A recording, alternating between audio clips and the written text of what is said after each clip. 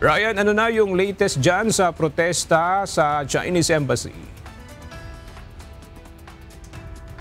Bago mag alas 11 ng umaga ay tinapos na nila yung kanilang programa. At pagkatapos nga nilang maipahayag yung kanilang saloobin at maiparating sa tanggapan ng Chinese Embassy yung kanilang hinaing, ay hagad ding tinapos yung kanilang programa kanina doon sa harapan ng Chinese Embassy.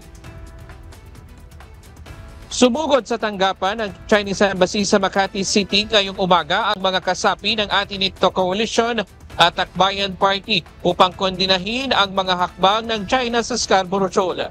Kasunod dito ng pagdeklara ng Beijing sa Bahura bilang kanila umanong natural nature reserve.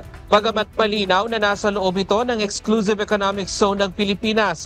Ayon kay Rafaela David, co-convenor ng Atinito Coalition, mismo mga mangingisdang Pilipino na ang nakakaranas ng panghaharas sa lugar.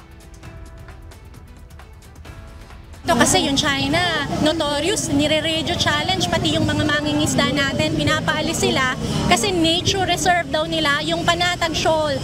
Pumunta tayo dito para i-radio challenge din sila at sabihin na nagkakamali sila, ang Panatag Shoal ay atin sa partiyan ng Exclusive Economic Zone ng Pilipinas at wala silang karapatang i-declare yung nature reserve nila.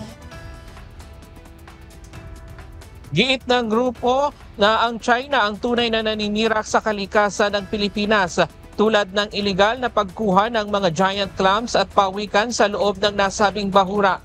Anila ang pagdeklara ng nature reserve sa Scarborough Shoal ay isa lamang taktika upang tuluyan ng maangkin ng China ang pinag-aagawang teritoryo.